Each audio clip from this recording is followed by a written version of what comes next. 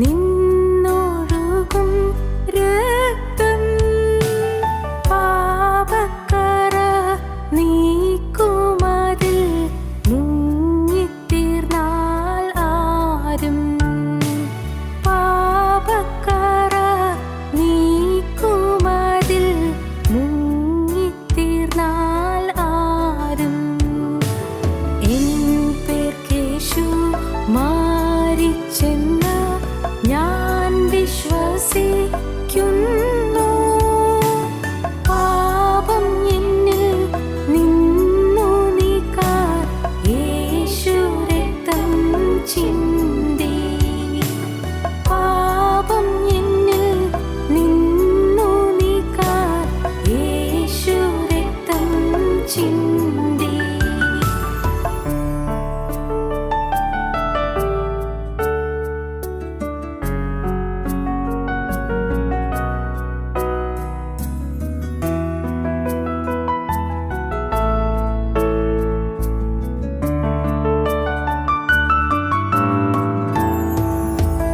കള്ളൻ ക്രൂശിൻ ഊരവയിൽ കണ്ടു പാപ ശാന്തി.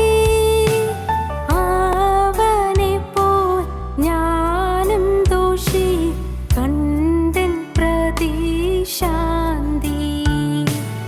അവനെപ്പോൽ ഞാനും ദോഷി കണ്ടൻ പ്രതിശാന്തി. എൻ പേർക്കേശു മാരിച്ചെന്ന് ഞാൻ വിശ്വസിക്കുന്നു. പാപം എന്നിൽ നിന്നു നീക്കാൻ യേശു രക്തം ചിന്തി. പാപം എന്നിൽ നിന്നു നീക്കാൻ യേശു രക്തം ചിന്തി.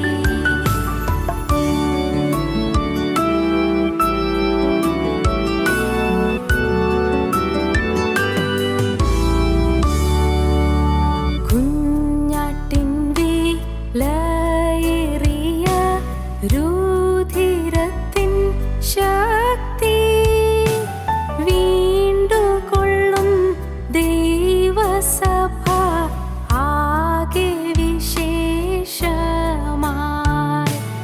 വീണ്ടുകൊള്ളും ദൈവസഭ ആകെ വിശേഷമായി. എൻ പേർക്കേശു മാരിച്ചെന്ന് ഞാൻ വിശ്വസിക്കുന്നു. പാപം എന്നിൽ നിന്നു നീക്കാൻ യേശു രക്തം ചിന്തി. പാപം എന്നിൽ നിന്നു നീക്കാൻ യേശു രക്തം ചിന്തി.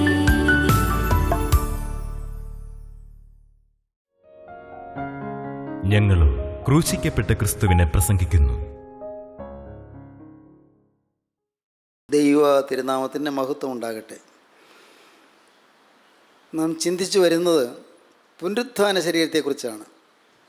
ക്രിസ്തുവിൽ നിദ്ര കൊണ്ടവർ ഉയർത്തെഴുന്നേൽക്കും ഒന്നാമത്തെ പുനരുത്ഥാനത്തിൽ. ജീവനോടിരിക്കുന്ന വിശുദ്ധന്മാർ രൂപാന്തരപ്പെടും കർത്താവിൻ്റെ രണ്ടാമത്തെ വരവെങ്കിൽ. യേശുക്രിസ്തു വീണ്ടും വരും. യേശുക്രിസ്തു മരിച്ചവരിൽ ആദ്യഫലമായി അവൻ ഉയർത്തെഴുന്നേറ്റു. മരിച്ചവരിൽ ആദ്യഫലമായി ക്രിസ്തു ഉയർത്തെഴുന്നേറ്റു. നാം വിശുദ്ധരാണെങ്കിൽ നാമും ഉയർത്തെഴുന്നേൽക്കും. ദൈവത്തിന് സ്തോത്രം. ഈ ഭൂമിയിലെ മരണം കൊണ്ട് നമ്മുടെ ജീവിതം തീരുകയല്ല. ഈ ഭൂമിയിലെ മരണം കൊണ്ട് നമ്മുടെ ആയുസ് അവസാനിക്കുകയല്ല. നാം ഓരോരുത്തരും ഉയർത്തെഴുന്നേൽക്കും. അനന്തകാലം നാം ക്രിസ്തുവിനോട് വസിക്കും. അനന്തകാലം. ആ കാലങ്ങളിൽ നമ്മുടെ ശുശ്രൂഷ എന്തായിരിക്കും ആർക്കറിയാം? കർത്താവ് നമ്മെ ഏതെങ്കിലും ശുശ്രൂഷ വരവേൽപ്പിക്കുന്നുണ്ടോ? ആർക്കറിയാം? ഈ ഭൂമിയിൽ ശുശ്രൂഷ ചെയ്തവരായി നാം, കർത്താവിൻ്റെ വേല ചെയ്തവരായി നാം അവിടെ നിഷ്ക്രിയരായിട്ടിരിക്കാൻ കർത്താവ് അനുവദിക്കുമോ? നമുക്ക് അറിഞ്ഞുകൂടാ. നമ്മുടെ ബുദ്ധിയിൽ ഒതുങ്ങുന്ന കാര്യങ്ങളല്ല അതൊന്നും. ഊഹിച്ച് പറയേണ്ട കാര്യങ്ങളുമല്ല. പക്ഷേ നാം ക്രിസ്തുവിനോട് കൂടെ ആയിരിക്കും, അക്കാര്യം സംശയമില്ല. ക്രിസ്തുവിനോട് കൂടെ ആയിരിക്കും പുനരുത്ഥാന ശരീരം പ്രാപിച്ച് ഒന്നാമത്തെ പുനരുത്ഥാനത്തിൽ പങ്കുള്ളവരായിട്ട്. ഒന്നാമത്തെ പുനരുത്ഥാനത്തിൽ പങ്കുള്ളവൻ ഭാഗ്യവാനും വിശുദ്ധനുമാകുന്നു. ഈ പുനരുത്ഥാന ശരീരം ആർക്കാണ് ലഭിക്കുന്നത്? ഒന്ന്, അത് വിശുദ്ധന്മാർക്ക് ലഭിക്കും. ഒന്നാമത് കണ്ടു, ഒന്നാമത്തെ പുനരുത്ഥാനത്തിൽ പങ്കുള്ളവൻ ഭാഗ്യവാനും വിശുദ്ധനുമാകുന്നു. വിശുദ്ധന്മാർക്ക് ലഭിക്കും പുനരുത്ഥാനം. വിശുദ്ധന്മാർക്ക് മാത്രം, നയവാന്മാർക്ക് മാത്രം, നീതിവാന്മാർക്ക് മാത്രം, വിശുദ്ധന്മാർക്ക് മാത്രം ലഭിക്കും ഒന്നാമത്തെ പുനരുത്ഥാനം. 2, ക്രിസ്തുവിനുള്ളവർക്ക് വേണ്ടി മാത്രം ലഭിക്കും. ക്രിസ്തുവിനുള്ളവർ, കഴിഞ്ഞ പ്രാവശ്യം ചിന്തിച്ചു, those who belong to Christ, ക്രിസ്തുവിനുള്ളവർ, those who belong to Christ, ക്രിസ്തുവിനുള്ളവർ, അവർക്ക് മാത്രം പുനരുത്ഥാന ശരീരം ലഭിക്കും. ക്രിസ്തുവിൻ്റെ സ്വന്തമായിട്ടുള്ളവർ, ക്രിസ്തുവിൻ്റെ ഓണർഷിപ്പിലുള്ളവർ, ക്രിസ്തുവിന് സ്വന്തമായിട്ടുള്ളവർ. നമ്മുടെ ഈ ശരീരം ഇന്ന് ക്രിസ്തുവിന് സ്വന്തമായി തീർന്നിട്ടില്ല. പിശാചിന് അവകാശമുണ്ട്. നമ്മുടെ ഓരോ അവയവങ്ങളിലും പിശാചിന് അവകാശമുണ്ട്, അല്ലേ? നമുക്കറിയരുതോ? നമ്മുടെ ഓരോ അവയവങ്ങളിലും, കയ്യിൽ, നമ്മുടെ നാവിൽ, നമ്മുടെ കണ്ണിൽ, നമ്മുടെ ബുദ്ധിയിൽ, നമ്മുടെ കാതുകളിൽ, വേണ്ട നമ്മുടെ ത്വക്കിൽ, ശരീരത്തിലെമ്പാടും പിശാചിന് അവകാശമുണ്ട്. പല പല കാര്യങ്ങളിൽ. നമ്മുടെ ബുദ്ധിയിൽ നാം ചിന്തിച്ചു വെച്ച ചില വൈരാഗ്യ ചിന്തകൾ, ചില പകയും വിദ്വേഷവും, ചിലരോടുള്ള മുൻവിധിയും നീരസവും, ചില കാര്യങ്ങളിലെ കടുംപിടുത്തവും ദുശാഠ്യവും, ഇല്ലേ ചില അഹങ്കാര ചിന്തകൾ, ചില തന്നിഷ്ടങ്ങൾ, ചില സ്വാർത്ഥതകൾ ഉണ്ടല്ലോ, എന്തെല്ലാം. കോപാക്രാന്തമായ നമ്മുടെ സ്വഭാവം, കോപിച്ചു പറയുന്ന സ്വഭാവം, അമ്മയോടാണെങ്കിലും അപ്പനോടാണെങ്കിലും കോപിക്കാൻ മടിയില്ലാതെ, ഒട്ടും പേടിയില്ലാതെ കോപിക്കുന്ന സ്വഭാവം, ഇല്ല. നമ്മുടെ ജീവിതം പിശാചിന് അവകാശം പറയുന്ന പലതുമുണ്ട് നമ്മുടെ ഈ ശരീരത്തിൽ. ഓരോ അവയവങ്ങളിലും സാത്താൻ അവകാശമുള്ള പല കാര്യങ്ങളുമുണ്ട്. ക്രിസ്തുവിന് സ്വന്തമായിട്ടില്ല. പക്ഷേ നാം ക്രിസ്തുവിനുള്ളവരായി തീരണം. ഇന്ന് സാത്താൻ്റെ കൈവശമുള്ളവരായി നാം ക്രിസ്തുവിൻ്റെ കൈവശമായി തീരണം. ഇന്ന് സാത്താൻ കൈയടക്കി വെച്ചിരിക്കുന്ന നമ്മുടെ ശരീരം ക്രിസ്തുവിൻ്റേതായി മാറണം. ഇന്ന് പിശാച് എൻ്റേത് എന്ന് പറഞ്ഞ് അവകാശപ്പെടുത്തുകൊണ്ട് നിൽക്കുന്നുണ്ട്. ഇവൻ എൻ്റേത്, ഇവൾ എൻ്റേത്. പിശാചിന് അവകാശമുണ്ട്. നമ്മുടെ പാവം അവൻ ഊന്നി പറഞ്ഞുകൊണ്ട് അവൻ നമ്മുടെ മേൽ അവകാശം സ്ഥാപിച്ച് നിൽക്കുകയാണ്. ഓരോ പാവങ്ങൾ നാം പക്ഷേ മറന്നുപോയി കാണും. നമ്മുടെ ജീവിതത്തിൽ ഒന്നുപോയ ചില പാവങ്ങൾ നാം മറന്നുപോയി, പക്ഷേ പിശാച് മറന്നിട്ടില്ല. അവൻ അവകാശം പറഞ്ഞ് നിൽക്കുകയാണ്. ഒരുപക്ഷേ അപ്പനോട് ധിക്കാരമായി പെരുമാറിയത്, അമ്മയെ വേദനിപ്പിക്കുന്ന രീതിയിൽ സംസാരിച്ചതോ പെരുമാറിയതോ, അല്ലെങ്കിൽ സ്വന്തം ഭാര്യയെ തല്ലിയതോ ഉപദ്രവിച്ചതോ ആ സാധുവിൻ്റെ ഹൃദയം മുറിപ്പെടുത്തിയതോ, ഇല്ലേ ഭർത്താവിനോട് ധിക്കാരം കാണിക്കുകയോ അനുസരണക്കേട് കാണിക്കുകയോ സ്വന്തം ശരീരം തിന്മയ്ക്ക് വിട്ടുകൊടുക്കുകയോ ചെയ്തത്, കോപാക്രാന്തമായി സംസാരിച്ചത്, എന്തെല്ലാം ഇല്ലേ അനേകം പാവങ്ങൾ. ഇങ്ങനെ ഓരോ പാവവും മൂലം നമ്മുടെ ഈ ശരീരത്തിൽ പിശാച് അവകാശം പറയുന്നു. ദൈവത്തിന് സ്തോത്രം. എങ്ങനെ ഈ പിശാചിൻ്റെ അവകാശത്തിൽ നിന്ന് രക്ഷ പ്രാപിക്കാം? എങ്ങനെ? മാർഗമുണ്ട്. നാം നമ്മുടെ പാപങ്ങളെ ഏറ്റുപറയുന്നു എങ്കിൽ അവൻ നമ്മോട് പാപങ്ങളെ ക്ഷമിച്ച് സകല അനീതിയും പോക്കി നമ്മെ ശുദ്ധീകരിപ്പാൻ തക്കവണ്ണം വിശ്വസ്തനും നീതിമാനുമാകുന്നു. എന്തൊരു ഭാഗ്യം! ഒന്ന് മാത്രം ചെയ്താൽ മതി. പാപങ്ങൾ നാം എണ്ണി കണ്ടുപിടിച്ച് അതിനെ ഓർത്ത് അനുതപിച്ച് അതിനെ ഓർത്ത് അയ്യോ തെറ്റുപറ്റിപ്പോയല്ലോ കർത്താവേ ക്ഷമിക്കണമേ എന്ന് നൊന്ത് നിലവിളിച്ച് ഇനിമേൽ പാവമൊന്നും വരികയില്ല എന്ന് ദൈവത്തോട് വാക്ക് പറഞ്ഞ് അങ്ങനെ തീരുമാനമെടുത്ത് പാവങ്ങൾ ഏറ്റുപറഞ്ഞ് ഉപേക്ഷിച്ചാൽ കർത്താവിൻ്റെ രക്തം പാവങ്ങളെ കഴുകും. ലംഘനങ്ങളെ മറയ്ക്കുന്നവന് ശുഭം വരികയില്ല. അവയെ ഏറ്റുപറഞ്ഞ് ഉപേക്ഷിക്കുന്നതിനോ കരുണ ലഭിക്കും. ഇല്ല, ക്രൂരമായ വാക്കുകൾ പറഞ്ഞവരുണ്ട്. ക്രൂരമായ വാക്കുകൾ ചിലപ്പോൾ സ്വന്തം ഭാര്യയോടാകാം, ഭർത്താവിനോടാകാം. ക്രൂരമായ വാക്കുകൾ. ആ ഹൃദയം നൊമ്പരപ്പെട്ട് കാണും, നൊന്ത് കാണും. ഇപ്പോൾ മറന്ന്, സ്നേഹമുള്ളതുകൊണ്ട് മറന്നു കാണും. എങ്കിലും ചില കൂരമ്പ് പോലെ തറയ്ക്കുന്ന ചില വാക്കുകൾ നാം പ്രയോഗിച്ചിട്ടുണ്ടാകും. കൂരമ്പ് പോലെ തറയ്ക്കുന്ന വാക്കുകൾ. അതെല്ലാം പിശാച് പിടിച്ചു നിൽക്കുക, കടിച്ചു തൂങ്ങി നിൽക്കുകയാണ് പിശാച്. ഇവൻ എൻ്റെ വക, ഇവൾ എൻ്റെ വക. നമ്മുടെ ഓരോ കാര്യവും ചിന്തിച്ചാൽ മനസ്സിലാകും. എൻ്റെ കർത്താവേ, ഓർമ്മ വെച്ച കാലം മുതലുള്ള ജീവിതത്തിലേക്ക് ഒന്ന് തിരിഞ്ഞു നോക്കുന്നു. നാം പഴയ കാര്യങ്ങളിലേക്ക് തിരിഞ്ഞു നോക്കുകയാണ്. അതാണ് കുമ്പസാരം എന്ന് പറയുന്നത്. അതാണ് ഈ ഏറ്റുപറച്ചിൽ എന്ന് പറയുന്നത്. പഴയകാലം മുതലുള്ള ജീവിതത്തിലേക്ക്, ഓർമ്മ വെച്ച കാലം മുതലുള്ള ജീവിതത്തിലേക്ക് തിരിഞ്ഞു നോക്കുന്നു. ഓരോന്ന് എണ്ണി കണ്ടുപിടിക്കുന്നു. ഞാൻ എല്ലാ പാവവും ചെയ്തു പോയി എന്ന് പറഞ്ഞാലൊന്നും സത്യകുമ്പസാരമില്ല. സത്യകുമ്പസാരമാകണമെങ്കിൽ ഇന്ന പാവം ഇന്ന സമയത്ത് ഇന്ന വിധത്തിൽ ഇന്ന കാര്യങ്ങൾ ചെയ്തു എന്ന് പറയണം, എങ്കിലും കുമ്പസാരമാകൂ. ശരിയായ കുമ്പസാരമാകണമെങ്കിൽ. സത്യകുമ്പസാരം എന്ന് പറഞ്ഞാൽ, സത്യമായ ഏറ്റുപറച്ചിൽ എന്ന് പറഞ്ഞാൽ ഞാൻ എല്ലാ പാവവും ചെയ്തു പോയി. പണ്ട് ഒരാൾ, അല്പം തമാശയാണ് കേട്ടോ, ഇവിടെ വന്നു. വിദേശത്തു നിന്നാണ്, ഏത് വിദേശത്തുനിന്ന് പറയുന്നില്ല. ഇവിടെ വന്നു. അദ്ദേഹം പറഞ്ഞു, എനിക്ക് കുമ്പസാരിക്കാമെന്ന് അറിഞ്ഞുകൂടാ, ഞാൻ വേറെ സഭയിൽ ജനിച്ചതാണ്, എനിക്ക് കുമ്പസാരിക്കാമെന്ന് അറിഞ്ഞുകൂടാ. ഞാൻ അച്ഛനോട് പറഞ്ഞു, വ്യഭിചാരവും കൊലപാതകം ഒഴിച്ച് ബാക്കി എല്ലാ പാവവും ഞാൻ ചെയ്തു പോയി. വളരെ സുഖമല്ലേ, എളുപ്പം പണി കഴിഞ്ഞു. വ്യഭിചാരവും കൊലപാതകം ഒഴിച്ച് ഞാൻ എല്ലാ പാവവും ചെയ്തു പോയി എന്ന് പറഞ്ഞു. ഞങ്ങൾ കേട്ടപ്പോൾ ഞങ്ങൾ അല്പം തമാശയായിട്ട് ഇവരെ കുറേ കാര്യങ്ങളൊക്കെ സംസാരിച്ചു. തമാശ പറഞ്ഞാൽ അല്പം രസകരമായിട്ട് സംസാരിച്ചു. ഇങ്ങനെയൊന്നും പറഞ്ഞാൽ കുമ്പസാരമാവില്ല. എണ്ണി എണ്ണി പറയണം. ഇന്നത് ചെയ്തു പോയി എന്ന് പറയണം. ഇന്നിന്ന പാവം ഇന്ന വിധത്തിൽ വന്നുപോയി എന്ന് പറയണം. അപ്പോഴേ പാപത്തെക്കുറിച്ചുള്ള ബോധം വരികയും പാപത്തെക്കുറിച്ചുള്ള കുറ്റബോധം വരികയും അതിനെക്കുറിച്ചുള്ള അനുതാപം വരികയും ചെയ്യുള്ളൂ. പാപത്തെ കണ്ടുപിടിക്കണം, പാപത്തെ ഓർത്ത് അനുദപിക്കണം. എണ്ണി എണ്ണി പാപങ്ങൾ ദൈവത്തോടേറ്റ് പറയണം. ദൈവത്തോടേറ്റ് പറയണം. യോശുവയുടെ പുസ്തകം 7-ാം അധ്യായം 19-ാം വാക്യം എടുക്കൂ. യോശുവയുടെ പുസ്തകം 7-ാം അധ്യായം 19-ാം വാക്യം. ആഖാൻ കുറേ സാധനങ്ങൾ മോഷ്ടിച്ചു. ആഖാൻ മൂലം ഇസ്രായേൽ ജനത്തിനൊക്കെ ശാപം വന്നു. ഒരാൾ ചെയ്ത പാപം കൊണ്ട് ആ ഇസ്രായേൽ ജനത്തിനൊക്കെയും പാപം വന്നു, ശാപം വന്നു. അപ്പോൾ ആഖാനെ പിടികൂടി കൊണ്ടുവന്നു, ആഖാനെ മുമ്പിൽ നിർത്തി. എന്നിട്ട് യോശുവ ആഖാനോട്, മകനെ, ഇസ്രായേലിൻ്റെ ദൈവമായ യഹോവയ്ക്ക് മഹത്വം കൊടുത്ത് അവനോട് ഏറ്റുപറക. ദൈവത്തിന് മഹത്വം കൊടുത്ത് ദൈവത്തോട് ഏറ്റു പറയുക. നീ എന്ത് ചെയ്തു എന്ന് പറക. ദൈവത്തോട് നീ ഏറ്റു പറയുമ്പോൾ എങ്ങനെയാണ് പറയേണ്ടത്? എന്തെല്ലാമാണ് നീ ചെയ്തു പോയത്, നിന്റെ പാവം എന്തെല്ലാമാണെന്ന് നീ ഏറ്റു പറയുക. എന്നോട് മറച്ചു വെക്കരുതേ എന്ന് പറഞ്ഞു. പക്ഷേ ദൈവത്തിനും നിനക്കും മധ്യസ്ഥനായി നിൽക്കുന്ന ദൈവത്തിൻ്റെ പ്രവാചകനായ, ദൈവത്തിൻ്റെ പുരോഹിതനായ, ദൈവത്തിൻ്റെ അഭിഷിക്തനായ എന്നോട് നീ മറച്ചു വയ്ക്കരുത്. സ്തോത്രം. അതാണ് കുമ്പസാരം. ദൈവത്തിൻ്റെ സന്നിധിയിൽ അനുദപിക്കാതെ വെറുതെ ഒരു ഏറ്റുപറച്ചിൽ നടത്തിയാൽ ഫലമില്ല. ദൈവസന്നിധിയിൽ നിന്ന് അനുദപിക്കണം. ദൈവത്തോട് തന്നെ തന്നെ ഏറ്റു പറയണം. ഇന്നിൻ്റെ പാവം വന്നു പോയല്ലോ കർത്താവേ, ഇന്നിൻ്റെ പാവം വന്നു പോയല്ലോ കർത്താവേ. ഇസ്രായേൽ ദൈവമായ യഹോവയ്ക്ക് മഹത്വം കൊടുത്ത് നീ അവനോട് ഏറ്റു പറയുക. എന്ത് ചെയ്തു എന്ന് നീ പറയുക. എന്നോട് നീ മറച്ചു വയ്ക്കരുത്. ദൈവത്തിന് സ്തോത്രം. അപ്പോൾ ആഖാൻ എന്തെങ്ങനെയാണ് ഏറ്റു പറഞ്ഞത് കേൾക്കൂ. ആഖാൻ യോശുവയോട്, ഞാൻ ഇസ്രായേലിൻ്റെ ദൈവമായ യഹോവയോട് പിഴച്ച്, ഞാൻ ദൈവത്തോട് പിഴച്ചുപോയി, ഇന്നത് ചെയ്തിരിക്കുന്നു സത്യം. കാര്യങ്ങൾ എനിക്ക് വന്നുപോയി. ഞാൻ കൊള്ളയുടെ കൂട്ടത്തിൽ വിശേഷമായ ഒരു ബാബിലോന്റെ മേലങ്കിയും, ഒരു ബാബിലോന്റെ മേലങ്കിയും ഞാൻ മോഷ്ടിച്ചു. വിശേഷമായ ബാബിലോന്റെ മേലങ്കിയും 200 ശേക്കൽ വെള്ളിയും 200 ശേക്കൽ വെള്ളിയും 50 ശേക്കൽ തൂക്കമുള്ള ഒരു പൊൻകട്ടിയും കണ്ടു. 50 ശേക്കൽ തൂക്കമുള്ള ഒരു പൊൻകട്ടിയും കണ്ടു. ബാബിലോന്റെ മേലങ്കി, വെള്ളി, 50 ശേക്കൽ തൂക്കമുള്ള പൊൻകട്ടി, ഇത്രയും ഞാൻ കണ്ടു, മോഹിച്ചു, എടുത്തു. അവ എൻ്റെ കൂടാരത്തിന്റെ നടുവിൽ നിലത്ത് കുഴിച്ചിട്ടിരിക്കുന്നു. മറച്ചു വെച്ചു, ഇന്നടുത്ത് മറച്ചു വെച്ചിരിക്കുന്നു. ഇതാണ് ഏറ്റുപറച്ചിൽ. ദൈവത്തിന് സ്തോത്രം. ഇതാണ് ഏറ്റുപറച്ചിൽ. അപ്പോഴാണ് ആ കുമ്പസാരം പൂർണ്ണമാകുന്നത്. ദൈവത്തിന് സ്തോത്രം. ഞാൻ കൊള്ളയുടെ കൂട്ടത്തിൽ നിന്ന് ബാബിലോന്റെ മേലങ്കി എടുത്തു, ഞാൻ വെള്ളിക്കട്ടിയെടുത്തു, ഞാൻ പൊൻകട്ടിയെടുത്തു, അത് ഞാൻ കണ്ടു, മോഹിച്ചു, എടുത്തു, അത് ഒളിച്ചു വെച്ചു. എവിടെ? എൻ്റെ കൂടാരത്തിൻ്റെ നടുവിൽ തന്നെ മറച്ചു വെച്ചിരിക്കുന്നു. ദൈവത്തിന് സ്തോത്രം. നോക്കൂ, പാവം ഏറ്റു പറയേണ്ടത് അങ്ങനെയാണ്. പാവം ഏറ്റു പറയണം. നമ്മൾ പഴയകാല ജീവിതത്തിലേക്ക് നോക്കി പാവം ഏറ്റു പറയണം. ഈ വാക്കുകളെ കേൾക്കുന്ന എൻ്റെ സഹോദരീ സഹോദരങ്ങളെ, നിങ്ങൾ ശ്രദ്ധിക്കൂ.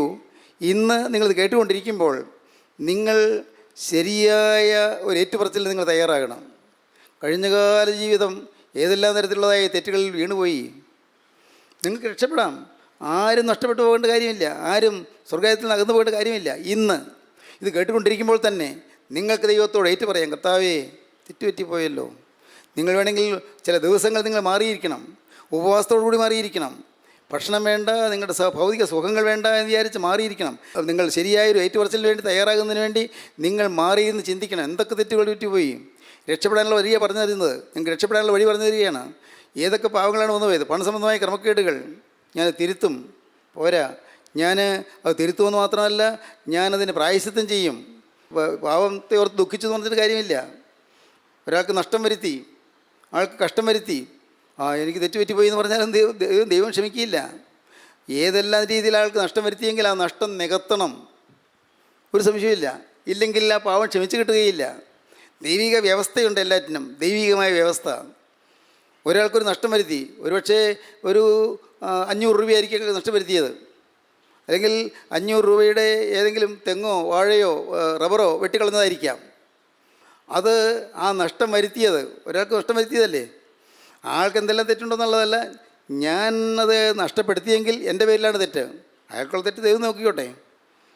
എന്നാൽ ഞാൻ ഒരാൾക്ക് നഷ്ടം വരുത്തിയെങ്കിൽ അതിനുള്ള പ്രായശ്ചിത്തം ഞാൻ ചെയ്തേ പറ്റൂ. സംശയമില്ല. ഒരാൾക്ക് ഞാൻ പറഞ്ഞില്ലേ, വാഴ വെട്ടിക്കളഞ്ഞു, അല്ലെങ്കിൽ തെങ്ങ് വെട്ടിക്കളഞ്ഞു, അതല്ലെങ്കിൽ റബ്ബർ വെട്ടിക്കളഞ്ഞു, അടയ്ക്കാമരം വെട്ടിക്കളഞ്ഞു വേറൊരാൾ പറമ്പിൽ. ഇത് വെട്ടിക്കളഞ്ഞിട്ട് മിടുക്കനായിട്ട് നടന്നിട്ട് കാര്യമില്ല. അവിടെ അതിനുള്ള പ്രായശ്ചിത്തം ചെയ്തേ പറ്റൂ. ഇല്ലെങ്കിൽ മോചനം കിട്ടുകയില്ല, ദൈവസന്നിധിയിൽ മോചനം കിട്ടുകയില്ല. ഉറപ്പാണ്. ദൈവത്തിന് സ്തോത്രം. മോചനം കിട്ടണമോ? തിരുത്തണം, തിരുത്തേണ്ടത് തിരുത്തിയിരിക്കണം. ഉറപ്പ്. നിങ്ങൾക്ക് രക്ഷപ്പെടാമെന്നായി പറയുന്നത്. ജീവിതത്തിലേക്ക് തിരിഞ്ഞു നോക്കി ഇങ്ങനെ നിങ്ങൾ ഓരോ പാപവും കണ്ടുപിടിച്ച് ഓരോന്ന് കണ്ടുപിടിച്ച് ഒരാളെൻ്റെ അടുക്ക് വന്നു, സാറേ ഞാൻ കൈക്കൂലി വാങ്ങിച്ചു, അന്ന് കുറേ മദ്യപിച്ച് കളഞ്ഞു, കുറേ മുടിച്ച് കളഞ്ഞു, ഇപ്പോൾ നോക്കിയപ്പോഴേ ഇത് ഞാൻ എങ്ങനെ തിരിച്ചു കൊടുക്കും? കൈക്കൂലി വാങ്ങി അവരൊക്കെ പോവുകയും ചെയ്തു. എന്ത് ചെയ്യും? അവരൊക്കെ ഓഫീസിൽ നിന്ന് അവരൊക്കെ വന്ന് പോയി, ഞാൻ കൈക്കൂലി വാങ്ങിച്ചത് ഞാൻ എങ്ങനെ തിരുത്തും? ഞാൻ പറഞ്ഞു, തിരുത്താം, പ്രാർത്ഥിക്കുക. എങ്ങനെ തിരുത്താമെന്നുള്ളത് ദൈവം തന്നെ കാണിച്ചു തരും. ഞാൻ പറഞ്ഞു കൊടുത്തു. പ്രിയപ്പെട്ടവരെ, എവിടെ ഇരിക്കുന്ന ഈ അതിനകൾക്ക് എത്രയോ പേര് അപ്പൻ്റെ അമ്മയുടെ കാൽക്കൽ വീണ് മാപ്പി ചോദിച്ചിട്ടുണ്ട്, അധ്യാപകരുടെ കാൽക്കൽ വീണ് മാപ്പി ചോദിച്ചിട്ടുണ്ട്. ദൈവത്തിന് സ്തോത്രം. പ്രിയപ്പെട്ടവരെ, ഞാനെങ്ങനെ ഇതൊക്കെ പറയും? ദൈവത്തിന് സ്തോത്രം. വിദേശത്തെ ഒരു രാജ്യത്ത് ഞാൻ ചെന്നപ്പോൾ ഒരു നല്ല പക്വതയായ ഒരു മനുഷ്യൻ വന്ന് എൻ്റെ കാൽക്കൽ വീണു. എൻ്റെ കാലിൽ തൊട്ടിട്ട് പറഞ്ഞു, സാറേ ക്ഷമിക്കണം, കോളേജിൽ സാർ പഠിപ്പിച്ചുകൊണ്ടിരുന്നപ്പോൾ ഞാൻ സാറിനെ കളിയാക്കിയതാണ്, സാറേ ക്ഷമിക്കണം. ദൈവത്തിന് സ്തോത്രം. ഞാൻ പറഞ്ഞു, എൻ്റെ മോനെ എനിക്ക് ഒരു വഴക്കുമില്ല, എന്തോരും പേര് കളിയാക്കുന്ന കൂടെ നീയും കളിയാക്കി, അത്രയല്ലേ ഉള്ളൂ, സാരമില്ല. ദൈവത്തിന് സ്തോത്രം. പ്രിയപ്പെട്ടവരെ, തിരുത്തേണ്ടത് തിരുത്താതെ മോചനം കിട്ടുകയില്ല. അങ്ങനെ പാപം എണ്ണി കണ്ടുപിടിച്ച് പാപം ഇനിമേൽ വരികയില്ല എന്ന് തീരുമാനിച്ച് പാവം ഏറ്റു പറയണം. അതോ കൃത്യമായിട്ട് ഏറ്റു പറയണം. അപ്പോൾ പാപമോചനം കിട്ടും, ഉറപ്പാണ്. പാപമോചനം വേണമോ? അതിന് വില കൊടുക്കണം, അതിനകത്ത് കഷ്ടപ്പെടണം. അയ്യോ ഇങ്ങനെ പാപം മോചിച്ച് കിട്ടുക, അതിനുവേണ്ടി ഇനി പ്രാർത്ഥിച്ചിരിക്കുക, ഓരോന്ന് കണ്ടുപിടിക്കുക, ഏറ്റു പറയുക, അതൊക്കെ വിഷമമല്ലേ? വിഷമാണെങ്കിൽ വേണ്ട, പാപമോചനം കിട്ടുകയില്ല. പാപമോചനം കിട്ടണമെങ്കിൽ അതിനുള്ള റിസ്ക് എടുക്കണം, അതിനുള്ള കോസ്റ്റ് കൊടുക്കണം, അതിന് ശരിയായ രീതിയിൽ അതിൻ്റെ നിയമങ്ങൾ പാലിക്കണം. ദൈവത്തിന് സ്തോത്രം. ഒരു കാര്യം ഉറപ്പാണ്, പാപക്ഷമ കിട്ടിക്കഴിഞ്ഞാൽ എന്തൊരു സ്വസ്ഥതയാണെന്നറിയാമോ? എന്തൊരു സമാധാനമാണെന്നറിയാമോ? പാപം മോചിച്ച് കിട്ടിക്കഴിഞ്ഞാൽ എന്തൊരു സ്വസ്ഥതയാണ്. ഹൃദയത്തിന് എന്തൊരു സ്വാതന്ത്ര്യമാണ്. അകത്തൊരു വലിയ സ്വാതന്ത്ര്യം, അകത്തൊരു നല്ല പ്രസന്നത, എന്തൊരു ധൈര്യം, എന്തൊരു പ്രാഗൽഭ്യം. എൻ്റെ പാപങ്ങൾ കർത്താവ് ക്ഷമിച്ചു തന്നു. എന്തൊരു പ്രാഗൽഭ്യം, എന്തൊരു ധൈര്യം. പ്രിയപ്പെട്ടവരെ, നിങ്ങൾക്ക് ഈ ധൈര്യം വേണം, ധൈര്യം കിട്ടണം. എൻ്റെ പാപം എൻ്റെ കർത്താവ് ക്ഷമിച്ചു തന്നു, എൻ്റെ പാപം ക്ഷമിച്ചു തന്നു, യേശു എൻ്റെ രക്തത്താൽ എന്നെ കഴുകി. ഈ ഒരു ഉറപ്പ് കിട്ടുന്നതാണ് ഏറ്റവും വലിയ ഭാഗ്യം. എൻ്റെ കർത്താവെ, ഇന്ന് രാത്രി ഞാൻ കടന്നുപോയാൽ നിൻ്റെ സന്നിധിയിൽ ഞാൻ എത്തും, കാരണം എൻ്റെ പാപം നീ ക്ഷമിച്ചു തന്നു. ഈ ഒരു ഉറപ്പ് നമുക്ക് ലഭിക്കുന്നു. കർത്താവെ, നാളെ പ്രഭാതത്തിന് മുൻപ് ഞാൻ ഈ ഭൂമിയിൽ നിന്ന് കടന്നുപോയാൽ എൻ്റെ കർത്താവെ എനിക്ക് ഭയമില്ല, എനിക്ക് പ്രാഗൽഭ്യമുണ്ട്, കാരണം എൻ്റെ പാപമെല്ലാം നീ സൗജന്യമായി ക്ഷമിച്ചു തന്നു. ഈ ഒരു ഉറപ്പ്, ഈ ഒരു പ്രാഗൽഭ്യം, ധൈര്യം നാം നേടണം. അതാണ് ക്രിസ്തീയ ജീവിതം. അതുകൊണ്ടാണ് ദാവീദ് പറഞ്ഞത്, പാപം കിട്ടിയപ്പോൾ പറഞ്ഞത്, ലംഘനം ക്ഷമിച്ചും പാപം മറച്ചും കിട്ടിയവൻ ഭാഗ്യവാൻ. സങ്കീർത്തനം 32:1. ലംഘനം ക്ഷമിച്ചും പാപം മറച്ചും കിട്ടിയവൻ ഭാഗ്യവാൻ. യഹോവ അകൃത്യം കണക്കിടാതെയും ആത്മാവിൽ കപടമില്ലാതെയും ഇരിക്കുന്ന മനുഷ്യൻ ഭാഗ്യവാൻ. ലംഘനം ക്ഷമിച്ചും പാവം മറച്ചും കിട്ടിയവൻ ഭാഗ്യവാൻ. യഹോവ അകൃത്യം കണക്കിടാതെയും ആത്മാവിൽ കപടമില്ലാതെ ഇരിക്കുന്ന മനുഷ്യൻ ഭാഗ്യവാൻ. ലംഘനങ്ങൾ ക്ഷമിച്ച് കിട്ടുകയാണ്. ഞാൻ നുണ പറഞ്ഞു, അത് ക്ഷമിച്ചു തന്നു. ഞാൻ ഒരാൾക്ക് നഷ്ടം വരുത്തി, അത് ക്ഷമിച്ചു തന്നു. ഞാൻ അരുതാത്ത ഒരു കാര്യം ചെയ്യുകയോ പറയുകയോ ചെയ്തു, കർത്താവ് ക്ഷമിച്ചു തന്നു. എന്നാൽ ആ ലംഘനം വരുന്നതിന് കാരണമായ, ആ തെറ്റ് വരുന്നതിന് കാരണമായ ഒരു പാപ സ്വഭാവമുണ്ട് എൻ്റെ ഹൃദയത്തിൽ, ഒരു പാപപ്രവണതയുണ്ട് എൻ്റെ ഹൃദയത്തിൽ, പാപത്തിൻ്റെ പ്രകൃതിയുണ്ട് എൻ്റെ ഹൃദയത്തിൽ. അത് ആ പ്രകൃതി രക്തത്തിലുള്ളതായ പ്രകൃതിയാണ്. എൻ്റെ കാപട്യം, എൻ്റെ വ്യാജഭാവം, എൻ്റെ കോപസ്വഭാവം, അത് പാപത്തിൻ്റെ സ്വഭാവമാണ്. കോപസ്വഭാവം ഉള്ളതുകൊണ്ട് ഞാൻ കോപിച്ച് സംസാരിച്ചു, കോപസ്വഭാവം ഉള്ളതുകൊണ്ട് ചിലർ ഞാൻ തരംതാഴ്ത്തി സംസാരിച്ചു, എനിക്ക് വ്യാജഭാവം ഉള്ളതുകൊണ്ട് ഞാൻ നുണ പറഞ്ഞു. ആ കാപട്യം അല്ലെങ്കിൽ വ്യാജഭാവം അല്ലെങ്കിൽ കോപസ്വഭാവം എന്നുള്ളതായ സ്വഭാവം അത് രക്തത്തിലുണ്ട്. അത് മറച്ചു തന്നേ ഉള്ളൂ, അത് മറച്ചു തന്നു. ലംഘനം ക്ഷമിച്ചു തന്നു, പാവം മറച്ചു തന്നു. ഇനിയും ഈ സ്വഭാവത്തിൽ നിന്ന് പാവത്തിൻ്റെ മുള വരാം, ലംഘനത്തിൻ്റെ മുള വരാം, ലംഘനം മുളച്ചു വരാം. ഈ പാപത്തിൻ്റെ പ്രവണത എൻ്റെ ശരീരത്തിൽ ഉള്ളിടത്തോളം, എൻ്റെ രക്തത്തിൽ ഉള്ളിടത്തോളം ഏത് സമയത്തും പുതിയ മുള പൊട്ടി വരാം. പാപത്തിൻ്റെ പ്രവണത ഉള്ളിടത്തോളം സിൻഫുൾ നേച്ചർ, പാപത്തിൻ്റെ പ്രകൃതി എന്നിൽ ഉള്ളിടത്തോളം ഏത് സമയത്തും പാപത്തിൻ്റെ മുളകൾ പൊട്ടി വരാം, പാപത്തിന് മുള മുളച്ചു വരാം.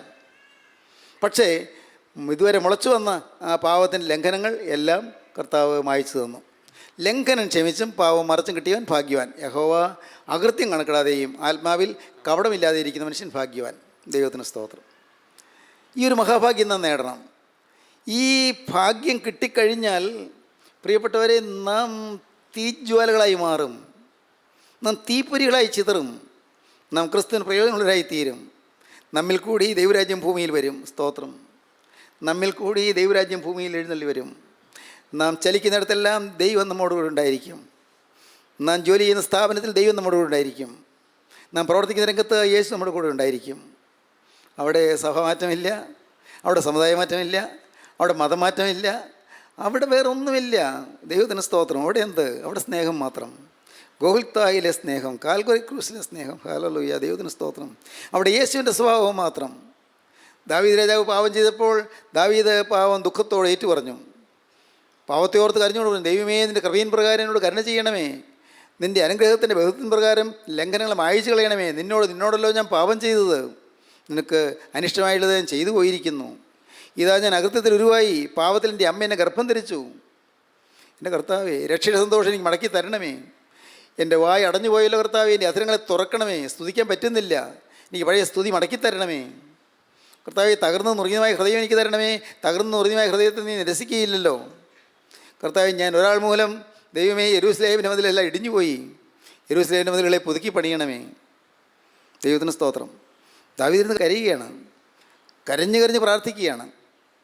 ദാവീദ് കരഞ്ഞ് പ്രാർത്ഥിച്ചപ്പോൾ ദാവീദ് പറയുകയാണ്, 102 സങ്കീർത്തനം ദാവീദ് പറയുകയാണ്, ഞാൻ മരുഭൂമിയിലെ വേഴാമ്പൽ പോലെയാകുന്നു, ശൂന്യസ്ഥലത്ത് മൂങ്ങാ പോലെ തന്നെ, വീട്ടിന് മുകളിൽ തനിച്ചിരിക്കുന്ന കുരുകിൽ പോലെയാകുന്നു. ഞാൻ മീൽ പക്ഷിയോ കൊക്കോ എന്ന പോലെ ചിലച്ചു. ഞാൻ പകച്ചു നോക്കി ആരെയും കണ്ടില്ല, ആരുമില്ല, എൻ്റെ വേദന കാണാൻ ആരുമില്ല. കർത്താവേ, ഞാൻ ഏകാഗിയായിരുന്നു കരയുകയാണ്. രാത്രിയുടെ നിശബ്ദ യാമങ്ങളിൽ ഞാൻ ഇരുന്ന് കരയുകയാണ്. എൻ്റെ പാവത്തെ ഓർത്ത് കരയുകയാണ്, എൻ്റെ പാവത്തെ ഓർത്ത് നെടുവീർപ്പിടുകയാണ്. പിന്നെ ദാവീദ് പറഞ്ഞു 132 സങ്കീർത്തനത്തിൽ, ദൈവമേ ദാവീദിനെയും അവൻ്റെ സകല കഷ്ടതയും ഓർക്കണമേ. ഞാൻ നിന്നോടൊരു നേർച്ച നേരുകയാണ്, നിന്നോടൊരു വാക്ക് പറയുകയാണ്. ഇനി ഞാൻ എൻ്റെ കൂടാര വീട്ടിൽ കിടക്കണമെങ്കിൽ എൻ്റെ പാവം ക്ഷമിച്ച് കിട്ടണം. ശയ്യമേൽ കയറി കിടക്കണമെങ്കിൽ എൻ്റെ പാവം ക്ഷമിച്ച് കിട്ടണം. അല്ലാതെ ഞാൻ ശയ്യമേൽ കയറി കിടക്കുകയില്ല, ഞാൻ എൻ്റെ കൂടാര വീട്ടിൽ കിടക്കുകയില്ല, എൻ്റെ കണ്ണ് ഉറക്കം ഞാൻ കൊടുക്കുകയില്ല, എൻ്റെ കൺപോളയ്ക്ക് മയക്കം ഞാൻ കൊടുക്കുകയില്ല. 132 സങ്കീർത്തനം ദാവീദ് പറയുകയാണ്, ഞാൻ ഇനി ഉറങ്ങുന്നില്ല, എൻ്റെ പാവം ക്ഷമിച്ച് കിട്ടിയിട്ടേ ഉറങ്ങുന്നുള്ളൂ. ദൈവത്തിന് സ്തോത്രം. ഉറങ്ങുന്നില്ല, പാവം ക്ഷമിച്ച് കിട്ടിയിട്ടേ ഉറങ്ങുന്നുള്ളൂ. ദൈവത്തിന് സ്തോത്രം. യഹോവേ, ദാവീദിനെയും അവൻ്റെ സകല കഷ്ടതയും ഓർക്കണമേ. യഹോവേ, ദാവീദിനെയും അവൻ്റെ സകല കഷ്ടതയും ഓർക്കണമേ. അവൻ യഹോവയോട് സത്യം ചെയ്ത് യാക്കോബിൻ്റെ വല്ലഭന് നേർന്നത് എന്തെന്നാൽ, ദാവീദ് ദൈവസന്നിധിയിൽ നേർന്നത് എന്തെന്നാൽ, ഞാൻ യഹോവയ്ക്ക് ഒരു സ്ഥലം യാക്കോബിന്റെ വല്ലഭന് ഒരു നിവാസം കണ്ടെത്തും വരെ, ഞാൻ എൻ്റെ കൂടാര വീട്ടിൽ കിടക്കയില്ല, എൻ്റെ ശയ്യമേൽ കയറി കിടക്കുകയുമില്ല. ഞാൻ എൻ്റെ കണ്ണിന് ഉറക്കവും എൻ്റെ കൺപോളയ്ക്ക് മയക്കവും കൊടുക്കയില്ല. ഇല്ല, എനിക്ക് എൻ്റെ പാവം ക്ഷമിച്ച് കിട്ടാതെ ഇനി അടുത്തൊരു സ്റ്റെപ്പില്ല.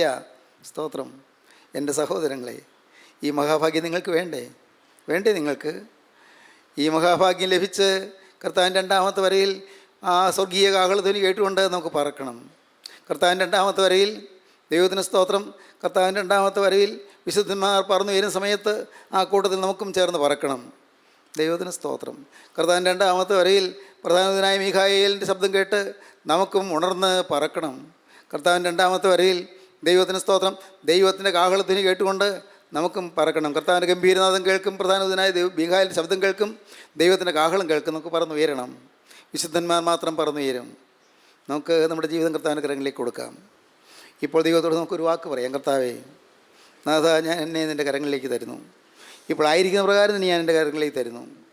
ഞാൻ എങ്ങനെയാകണമോ നിനക്കറിയാം, എന്നെ ആക്കണമേ. എങ്ങനെ ഞാനിപ്പോൾ ആയിരിക്കുന്നു അതുപോലെ ഞാൻ നിൻ്റെ കരങ്ങളിലേക്ക് തരികയാണ്. എന്നെ ആകേണ്ടതുപോലെ നീ ആക്കി തീർക്കണമേ. കർത്താവേ, നിനക്ക് മാത്രമേ അത് കഴിയുകയുള്ളൂ. എനിക്ക് വേണ്ടി കുരിശിൽ ദിവ്യ ജീവൻ അർപ്പണം ചെയ്തവനെ നിനക്ക് മാത്രമേ എന്നെ രൂപാന്തരപ്പെടുത്താൻ കഴിയുകയുള്ളൂ. എനിക്ക് വേണ്ടി പുണ്യനിണം ചിന്തിയവനെ നിനക്ക് മാത്രമേ എന്നെ രൂപാന്തരപ്പെടുത്താൻ കഴിയുകയുള്ളൂ. എനിക്ക് വേണ്ടി കുറ്റമില്ലാത്ത രക്തം ചിന്തിയവനെ നിനക്ക് മാത്രമേ എന്നെ രൂപാന്തരപ്പെടുത്താൻ സാധിക്കുകയുള്ളൂ. യേശുവേ, നീ എൻ്റെ പ്രാർത്ഥന കേൾക്കുന്നു, ഞാൻ വിശ്വസിക്കുന്നു. ഇപ്പോൾ ഞാനിത് എന്നെ നിനക്ക് തരുന്നു. ഇപ്പോൾ ആയിരിക്കുന്ന പ്രകാരം തന്നെ എന്നെ നിനക്ക് തരുന്നു. നിന്റെ കുരിശിൻ ചുവട്ടിലേക്ക് ഞാനിതാ എന്നെ തന്നെ അർപ്പണം ചെയ്യുന്നു. യേശുനാഥ, എന്നോട് നീ മനസ്സലിയണമേ. പ്രിയപ്പെട്ടവരെ, നിങ്ങൾ പ്രാർത്ഥിക്കുമോ? കർത്താവിൻ്റെ കരങ്ങളിലേക്ക് നിങ്ങളുടെ ജീവിതം ഏൽപ്പിച്ചു കൊടുക്കുമോ? കർത്താവിനോട് പുതിയ വാക്ക് പറയുമോ? ജീവിതത്തിൻ്റെ മുഴുവൻ ഉത്തരവാദിത്വം യേശുവിനെ ഏൽപ്പിക്കുമോ? സർവ്വവും മറന്ന് യേശുവിൻ്റെ കരങ്ങളിലേക്ക് കൊടുക്കുമോ? മഹാഭാഗ്യം നിങ്ങൾ നേടുമോ? വിശുദ്ധന്മാരുടെ നിരയിലേക്ക് നിങ്ങൾ കടന്നു വരുമോ? സ്വർഗീയ വിശുദ്ധന്മാരുടെ നിരയിലേക്ക് വരുവാൻ നിങ്ങൾ തന്നെ ഒരുക്കുമോ? എല്ലാം മാറി മറയും, എല്ലാവരും മാറി മറയും. എല്ലാം മാറി മറയുമ്പോൾ മാറാത്തവൻ യേശു മാത്രം, യേശുവിൻ്റെ രാജ്യം മാത്രം, യേശുവിൻ്റെ സ്നേഹം മാത്രം, യേശുവിൻ്റെ സ്നേഹം മാത്രം മാറുകയില്ല. ആ സ്നേഹം അവസാനത്തോളം നമ്മുടെ പിറകെ നിന്ന് വിളിച്ചുകൊണ്ടിരിക്കും. ആ സ്നേഹം നമ്മുടെ ഹൃദയവാതിക്കൽ നിന്ന് മുട്ടിക്കൊണ്ടിരിക്കും. ഇന്ന് ഇത് കേട്ടുകൊണ്ടിരിക്കുമ്പോൾ ദൈവവേദിലേതിൻ്റെ ഹൃദയവാതിക്കൽ യേശു മുട്ടിക്കൊണ്ടിരിക്കുകയാണ്. മകളേതിൻ്റെ ഹൃദയവാതിക്കൽ യേശു മുട്ടിക്കൊണ്ടിരിക്കുകയാണ്. യേശുവിൻ്റെ ആണിപ്പാടുള്ള കരത്തിൽ നിന്ന് തിരക്തൻ്റെ ഹൃദയത്തിൽ വന്ന് തട്ടിക്കൊണ്ടിരിക്കുകയാണ്. ഓരോ പ്രാവശ്യം മുട്ടുമ്പോൾ തിരക്തൻ തുള്ളികൾ നിൻ്റെ ഹൃദയത്തിലേക്ക് ഒന്ന് പതിഞ്ഞുകൊണ്ടിരിക്കുകയാണ്. നീ വിശ്വസിക്കൂ, ആ തിരക്തനെ കഴുകുന്ന രക്തമാണ്, ആ തിരക്തനെ വീണ്ടെടുക്കുന്ന രക്തമാണ്, ആ തിരക്തനെ ശുദ്ധീകരിക്കുന്ന രക്തമാണ്. ഇപ്പോൾ തന്നെ അവൻ്റെ കരങ്ങളിലേക്ക് നിങ്ങൾ കൊടുക്കൂ. ഒരു വാക്ക് മാത്രം പറയൂ, യേശുവേ, ഇന്നു മുതൽ ഞാൻ നിൻ്റെ വക. യേശുവിനോട് നിങ്ങൾ പറയൂ, യേശുവേ, ഇന്നു മുതൽ ഞാൻ എൻ്റെ പുതിയ സൃഷ്ടി. യേശുവിനോട് നിങ്ങൾ പറയൂ, എൻ്റെ യേശുവേ, ഇന്നു മുതൽ ഞാൻ നിൻ്റേത് മാത്രം. ഹല്ലേലൂയ. ദൈവത്തിന് സ്തോത്രം. സമർപ്പിക്കുകയും ദൈവത്തോട് വാക്ക് പറയുകയും ജീവിതം കർത്താവിന് കൊടുക്കുകയും പുതിയ തീരുമാനം എടുക്കുകയും എല്ലാ പാവത്തിൽ നിന്ന് മോചനം പ്രാപിപ്പീൻ, പുതിയ അനുഭവത്തിൽ ജീവിപ്പീൻ, വിശുദ്ധന്മാരായി തീരുവീൻ. നമുക്ക് പ്രാർത്ഥിക്കാം. കാരുണ്യവനായ ഞങ്ങളുടെ സ്വർഗീയ പിതാവേ, ഈ മനോഹരമായ ദിവസത്തിനായി ഞങ്ങൾ നിന്നെ സ്തുതിക്കുന്നു. തിരുവചനങ്ങൾക്കായി ഞങ്ങൾ നിന്നെ സ്തുതിക്കുന്നു. എല്ലാവരെയും തുടരണമേ കർത്താവേ, എല്ലാവരെയും അനുഗ്രഹിക്കണമേ കർത്താവേ, എല്ലാവരുടെ മേലും തൃക്കരം വയ്ക്കണമേ കർത്താവേ, നന്മകളാൽ നിറയ്ക്കണമേ. യേശുവിൻ നാമത്തിൽ തന്നെ ആമീൻ. ഹല്ലേലൂയ.